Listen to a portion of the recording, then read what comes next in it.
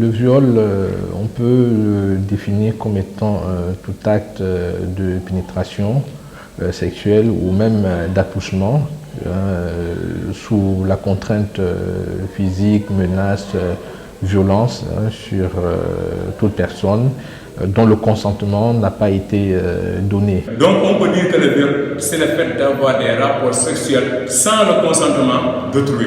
Donc on lui a forcé la main, on lui a proféré des menaces, donc on parvient à faire des rapports sexuels sans le consentement de la personne. Et cela se justifie lorsque la loi dit que le viol est tout acte de pénétration sexuelle. Quand on parle d'acte de pénétration sexuelle, ce n'est pas simplement seulement par rapport sexuel, mais le fait même d'introduire un objet ou un droit dans le sexe d'une autre personne sans son consentement est constitutif de viol. Si ces trois actions sont réunies, le viol est consommé. L'interprétation qu'on peut en faire, de manière générale, ça rentre dans le cadre des violences sexuelles. Et donc, si c'est commis sur une femme, bien entendu, une atteinte à l'intégrité physique et morale de la femme. C'est une violence faite aux femmes. Donc, on peut aller plus loin en disant que même entre époux, il peut y avoir de viol. Dès l'instant que la femme mariée ne donne pas son consentement pour faire des rapports sexuels et que le mari lui force la main, dans ce cas, la loi sénégalaise dit que cette situation est constitutive de viol. Les victimes de viol, quand elles arrivent en consultation, donc elles doivent bénéficier en fait d'un examen complet. Un examen qui va surtout porter sur les organes génitaux externes, puisque très souvent c'est le lieu même de l'agression. Et là, on va, selon la catégorie d'âge, procéder à un examen minutieux. Si c'est généralement des petites filles, il faudra dans un premier temps s'assurer de la rupture de l'hymen et rechercher des lésions à type de contusion, d'ulcération qui peuvent témoigner justement en fait d'une agression physique. C'est l'hymen qui est la frontière médico-légale du viol.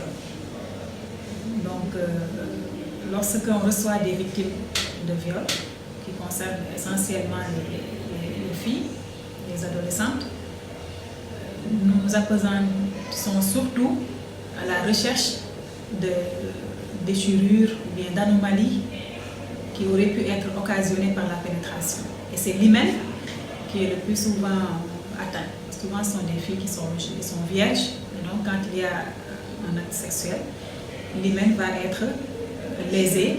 Et donc, cette recherche elle est obligatoire pour voir est-ce qu'il y a des anomalies au niveau de l'hymen ou pas. Bon, chez certaines personnes adultes, il faudra rechercher ce qu'on appelle des lésions de défense. Qui sont des lésions que les victimes ont très souvent lorsqu'elles essaient de se débattre. Donc, généralement, ce sont des ecchymoses qu'on peut retrouver au niveau des poignets ou alors des plaies qu'on peut retrouver au niveau du visage en cas d'agression physique sur ces parties découvertes. Donc, c'est essentiellement ça qu'il faut voir, mais des fois, on se retrouve également dans des cas où la fille avait eu peut-être des rapports sexuels déjà et qu'il y avait des lésions déjà. Et ces lésions-là, souvent, elles sont anciennes. Mais si la lésion elle est récente, objectivée juste après l'agression, on peut considérer que c'est peut-être lié à l'acte sexuel. Donc il y a eu ces lésions-là. Et c'est à partir de ce certificat médical que la déclaration au niveau de la police peut être faite. Bon, il est surtout important d'avoir ce document qui va justement attester des lésions et appuyer la plainte au niveau des services juridiques compétents. Donc la personne, la victime, c'est-à-dire la victime, la personne qui a subi le viol, peut intenter une action en justice, c'est-à-dire porter plainte contre le violeur, contre la personne qui a forcé la main, qui a entretenu des rapports sexuels sans son consentement. Et dès l'instant que la personne saisit le juge, il doit apporter les éléments de preuve parce que le juge il n'est pas témoin des faits. Donc, au moment où l'acte se produisait, le juge n'était pas présent. Donc, c'est à la personne qui porte plainte devant le juge d'apporter les éléments de preuve. Et la loi sénégalaise a prévu 5 modes de preuve. On a ce qu'on appelle dans la législation sénégalaise 5 modes de preuve, les modes de preuve en droit. Et l'objet de la preuve, quand on parle de l'objet de la preuve, c'est quoi l'objet de la preuve? C'est d'essayer de persuader et de convaincre le juge. Parce que le juge, pourquoi essayer de convaincre? Parce que le juge n'était pas présent au moment des faits.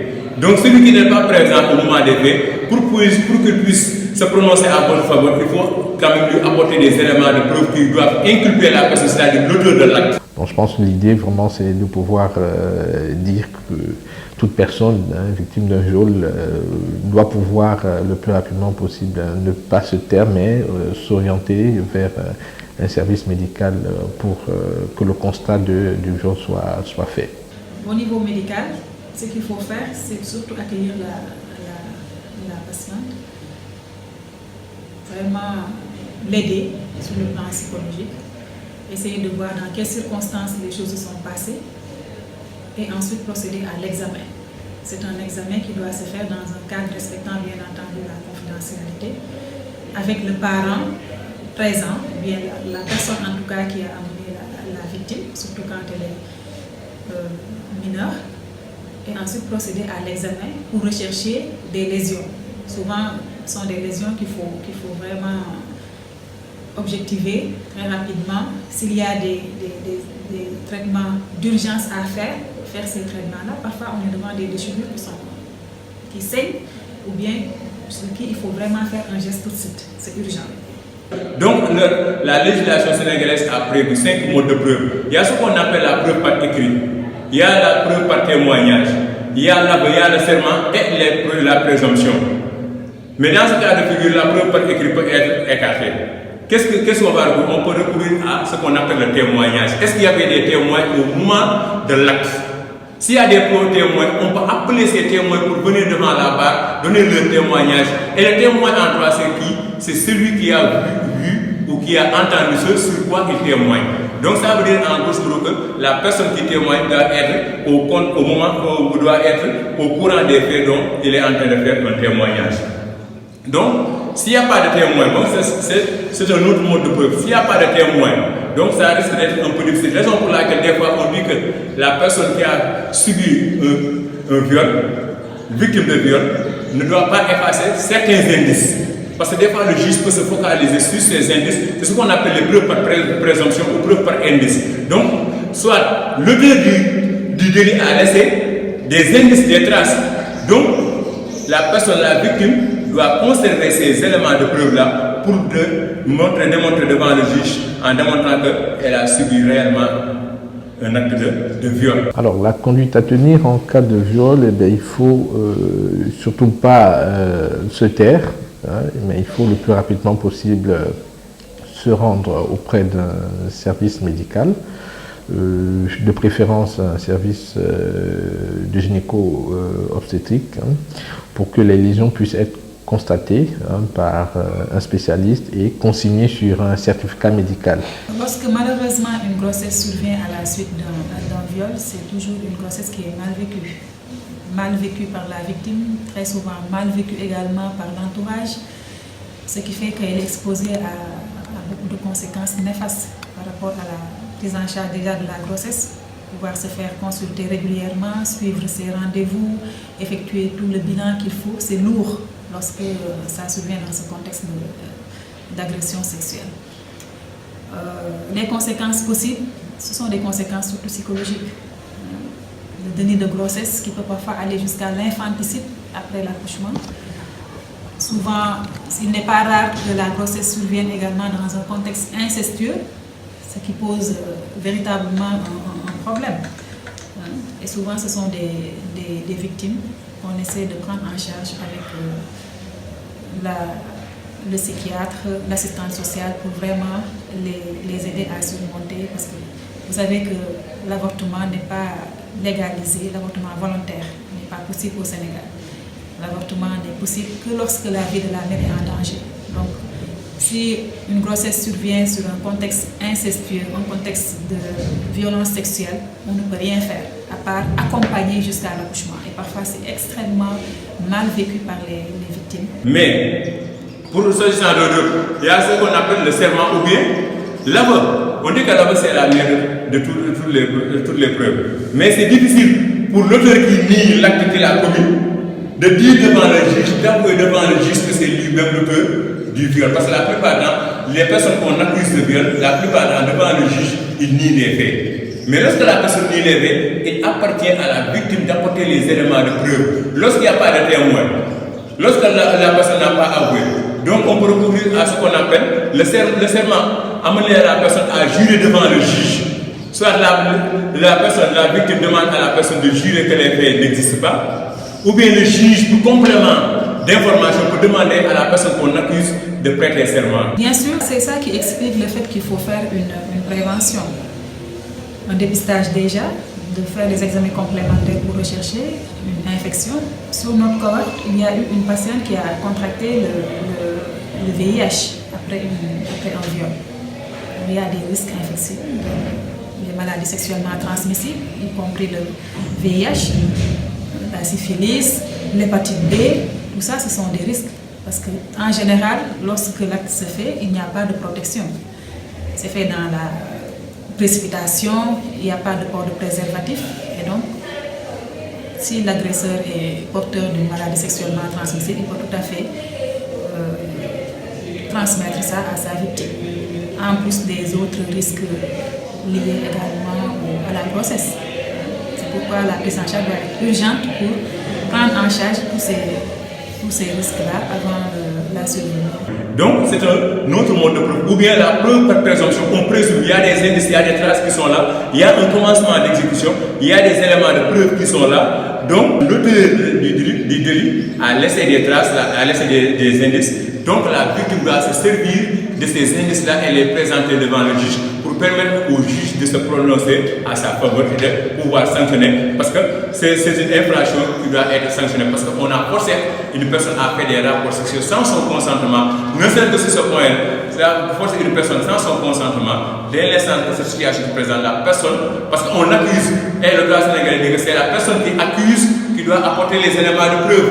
Donc, si la personne parvient à apporter les éléments de preuve, l'auteur ne pourra plus nier les faits. Et dans ce cas-là, la juridiction, le juge, va lui infliger la sanction qui s'impose. Parce que la victime a apporté les éléments de preuve. Donc, la victime, lorsqu'il a subi le viol, ne doit pas effacer les éléments de preuve. Il doit conserver les éléments de preuve pour essayer de convaincre le juge, pour essayer de persuader le juge, pour permettre au juge de se prononcer à sa faveur parce qu'elle a été victime d'un viol et le viol est puni par la loi sénégalaise. Le viol est puni par l'article 320 du Code pénal sénégalais. Dans d'autres cas, il n'y a pas beaucoup de lésions, mais il faut prendre en compte l'aspect psychologique de ces patientes-là qui sont souvent choquées, qui ont parfois des comportements qu'il faut prendre en charge sur le plan psychologique très rapidement. Donc c'est une urgence médicale. L'appui psychosocial est une activité qui favorise le bien-être de l'individu, le développement psychologique, mental, émotionnel et social donc de l'individu.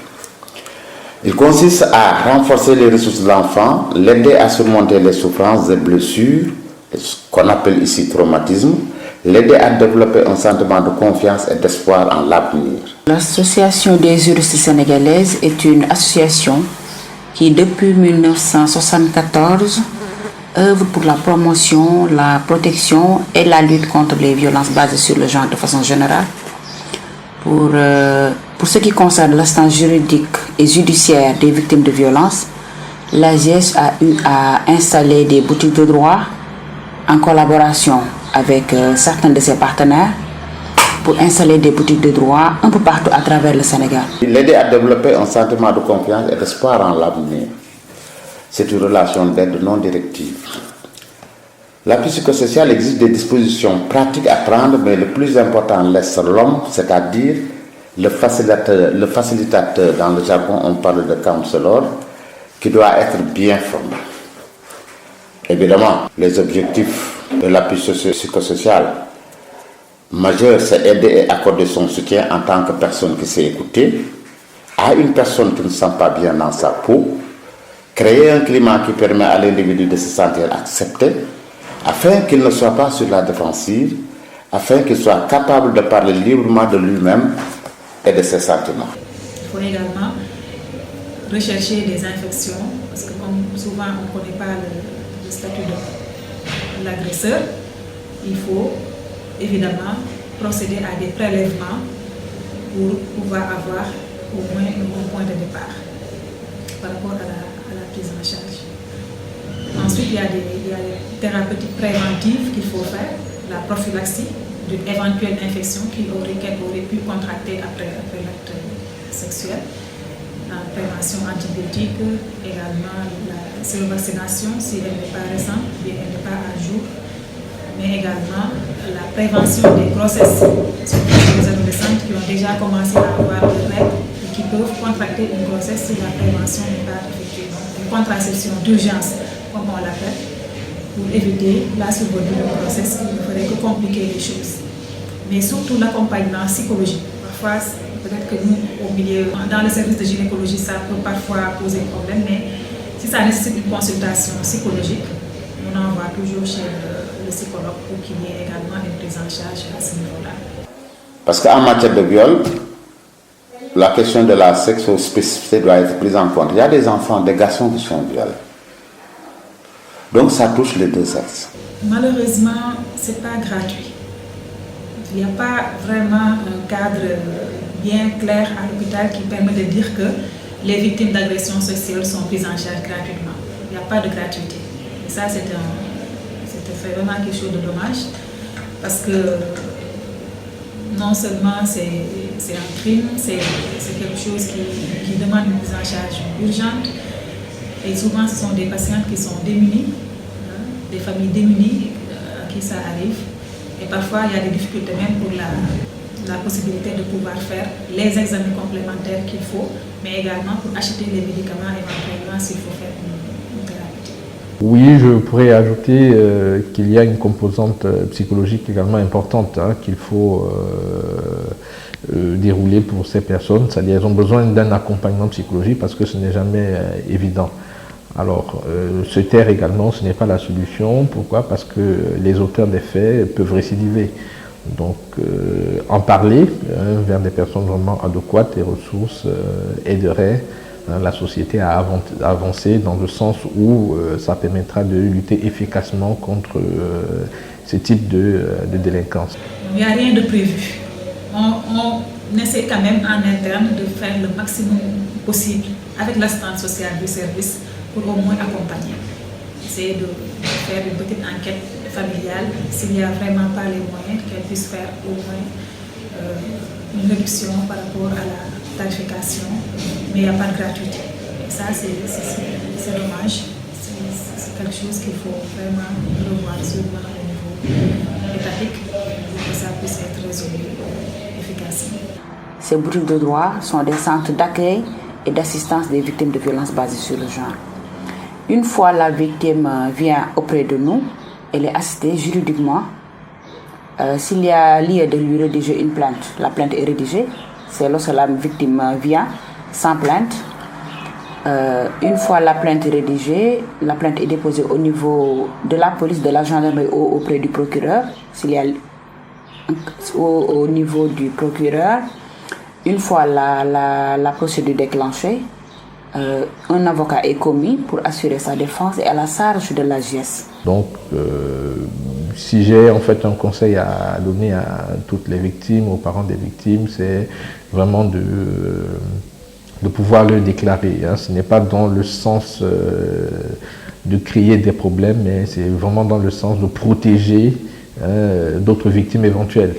Parce que laisser les personnes qui agissent de telle façon dans la nature, c'est leur donner l'occasion de pouvoir à nouveau perpétrer ces actes-là. Or, le fait de déclarer, de dénoncer, ça permet de pouvoir, sur le plan judiciaire, de dérouler tout ce qu'il faut pour les contraindre à ne plus récidiver. Donc c'est là le conseil que j'ai à donner à toutes les victimes et à tous les parents de victimes de ces actes de viol. C'est un point assez important parce que beaucoup de victimes devant la justice n'ont pas assez de moyens pour supporter les charges d'un avocat. Et c'est la boutique de droit qui paye les frais relatifs à la commission d'avocats et d'huissiers pour les victimes de violences basées sur le genre, issues de familles démunies. Je l'ai dit tout à l'heure que l'article 320 définit le viol comme tout acte de pénétration sexuelle de quelque nature qu'il soit sur la personne d'autrui par violence, contrainte, menace ou surprise. Si on se réfère à cette définition, et je l'ai dit tout à l'heure, On peut dire, en vertu de cette loi, en vertu de la législation sénégalaise, que l'époux peut commettre un acte de viol sur son conjoint. C'est-à-dire, des fois c'est difficile de comprendre au Sénégal parce que d'après la religion, notre religion que nous pratiquons, tout ça la religion musulmane, la religion considère qu'en tant qu'époux, entre époux, il ne peut pas y avoir de viol. Parce que la femme mariée doit être soumise à son mari. Sauf quelques rares exceptions en période de règle où le rapport sexuel est banni et interdit selon la religion musulmane. Mais en dehors de ces cas, ou bien la femme qui vient tout juste d'accoucher, pour ces périodes, les rapports sexuels sont exclus. Ou bien faire des rapports sexuels là où la loi musulmane ne l'a pas autorisé.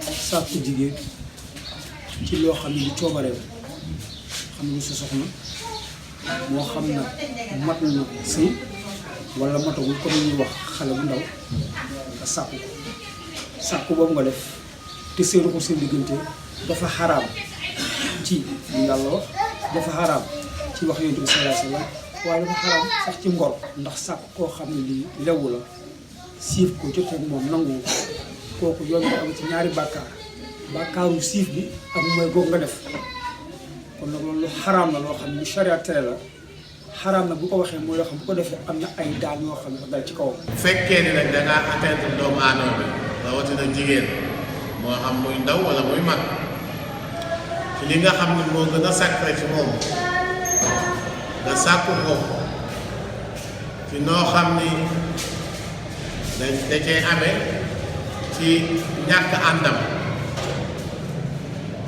D'abord sëy ci l'islam yàlla da koo organisé góor amul sañ-sañu joteeg jigéen lu dul dañoo jaar ci charte yi nga xam ni moom la l'islam santaane muy charte yi nga xam ni mooy tëral ab sëy bu loolu amul rek l'islam day am lu mu koy tuddee bu consentement amee l'islam ni njaaloo nañ bu consentement amul yow mi forcé def njaaloo nga waaye def nga geneen tooñ muy tooñ nga nit ki ci ni ma ko wax léegi ci ay valeur ak dignité bi.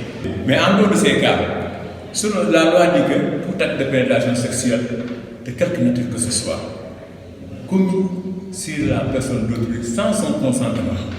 Si la femme, bien que c'est votre épouse, c'est votre conjointe, si votre conjointe n'a pas donné son consentement, le mari n'a pas à obliger sa femme à faire des rapports sexuels. Si on se réfère à la loi, parce qu'en tant que juriste, il y a des textes qui sont là et les textes sont là pour être appliqués.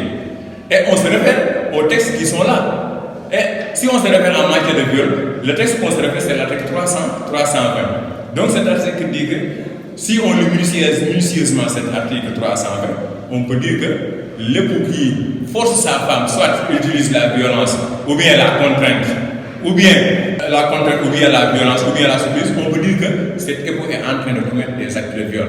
Pourquoi? Parce que la femme n'a pas donné son consentement. Parce qu'il n'a pas à dire, il n'a pas à mettre dans sa tête que c'est ma femme, c'est mon épouse. Bien que c'est son épouse. Mais nous vivons dans un monde moderne où les textes sont adaptés à la réalité de la société. Dès l'instant que l'épouse dit que je n'ai pas envie de faire des rapports sexuels, dit non à son mari, le mari doit respecter la volonté de sa femme. C'est ce qu'on appelle le respect de la volonté. Parce que le couple, c'est une complicité, c'est une complémentarité. Chacun doit respecter la volonté de l'autre. Dès l'instant que la femme n'a pas envie de faire des rapports sexuels, si le mari lui force la main en lui imposant un rapport sexuel, dans ce cas, la loi dit que le mari tombe sous le coup du viol.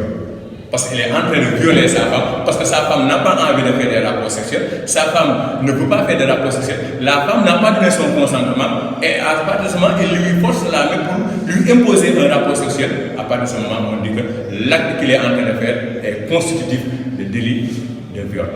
Parce qu'il a abusé de sa femme, mais bien qu'il ait une autorité supérieure, parce que c'est le mari, c'est le conjoint, mais devant la loi, nous sommes tous égaux devant la loi, mais il n'a pas à faire des rapports sexuels sans le consentement. Et si on sait que le rapport sexuel doit se faire par consentement mutuel, parce que tous les deux doivent donner leur consentement, dès l'instant que la femme n'a pas donné, l'absence de consentement, dans ce cas, s'il y a absence de consentement, l'absence de consentement est constitutive de délit de viol. Donc dans ce cas, on peut dire que le mari qui force la femme à faire des rapports sans son consentement est en train de violer sa femme. Ça varie peut-être d'un mois à un autre. Et nous ne voulons pas qu'il y ait assez de victimes. Mais je peux dire que durant le dernier trimestre, nous avons eu 7 cas de viol. Durant le dernier trimestre, c'est-à-dire de janvier à mars 2019, Mais pour ce qui est des autres années aussi, on avait des victimes de viol. Comme par exemple, durant la première année, nous avons eu aux environs de 25 cas de viol. Ainsi de suite. Mais par mois, c'est difficile de dire que chaque mois, nous avons un nombre tel de victimes de viol. La catégorie, tout dépend des milieux, des structures. Chez nous, à l'hôpital régional de Thiès, sur une étude qui a été réalisée entre 2015 et 2017, donc sur 2 ans, on s'était rendu compte que la moyenne d'âge des victimes était d'environ 13 ans. Donc c'était surtout les adolescents qui étaient concernés par ce fléau, les adolescentes, parce que 100% des victimes étaient des filles. Donc 13 ans en moyenne, avec des extrêmes de 2 ans et 30 ans. L'âge minimum qui était retrouvé, c'était 2 ans, et l'âge maximum, c'était 30 ans. Et c'était surtout la tranche d'âge 10-15 ans qui était la plus représentative. Donc, en fait, c'est un phénomène qui intéresse surtout des victimes jeunes. La majorité était mineure, 87% des victimes. Donc, c'est une étude qui a été réalisée chez nous à l'hôpital régional de Thiès. En matière de viol, il y a des sanctions. Parce que c'est une infraction qui est punie par la loi. Et l'article 320, alinéa 2, dit que la peine encourue est de 5 à 10 ans de prison. Vous voyez, en matière de viol. Selon la législation. Donc les législations, les lois diffèrent d'un pays à un autre. Par exemple, vous allez en France, on vous dit que c'est de 15 ans de prison. Mais ici au Sénégal, la peine encourue par l'auteur de viol est de 5 à 10 ans de prison. Ça veut dire que le juge a ce qu'on appelle un pouvoir discrétionnaire. Il y a ce qu'on appelle une échelle des peines. Il a la possibilité de choisir entre 10 ans. Ça dépend de l'infraction, de la gravité de l'infraction, ou bien des facteurs. Il peut y avoir des facteurs, ce qu'on appelle des circonstances atténuantes ou bien des circonstances aggravantes. Parce que toute infraction peut être accompagnée de soit de circonstances atténuantes ou bien de circonstances aggravantes. Donc, ça dépend de l'appréciation que le juge aura à faire de l'acte de viol. Donc, si le juge se rend compte qu'il s'agit réellement de viol, au vrai cas, au sens du terme, que d'après la définition de la loi, dans ce cas, l'auteur s'expose à une peine de 5 à 10 ans. Aussi bien les victimes que les parents sont désemparés, désorientés, traumatisés, parce que vu ce qu'ils ont subi, et la plupart du temps, les victimes sont des mineurs issus de familles démunies, ne disposent pas d'assez de moyens, meurtris, traumatisés. Même la famille n'arrive pas à supporter le choc dont est victime leur fille. Donc c'est une situation assez compliquée. Mais alhamdoulilah, nous arrivons à les calmer. Après notre entretien avec eux, la plupart du temps, ils deviennent zen, comprennent la situation et arrivent je ne dirais pas supporter ce qui les arrive, mais arrivent à compatir, à collaborer jusqu'à ce que, pour continuer la procédure judiciaire. La victime est tétanisée et sous le choc.